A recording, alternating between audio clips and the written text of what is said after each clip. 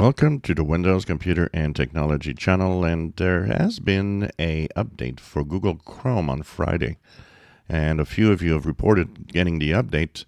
And of course, we had the security fixes that appeared this week on the 24th.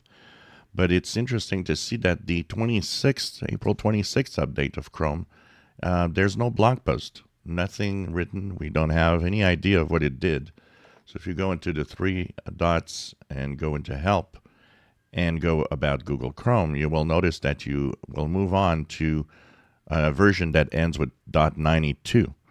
And it's a standard build. The only information I get is on a dev build, and it doesn't have the same number. So something was pushed to Google Chrome on Friday, yet I can't find any information about what they changed or what they did. Was it a surprise security update that's just so bad that they had to push it? Is there a fix?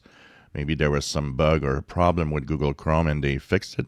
So anyways, if you're using Chrome, check your version number. It might update again. But it's unusual that Google Chrome doesn't have a blog post about what updated. Usually they'll tell you, it's bug fixes and we fixed this or that, and there's a log, or it's going to tell you that, there's security fixes. But this time around, nothing, absolutely nothing.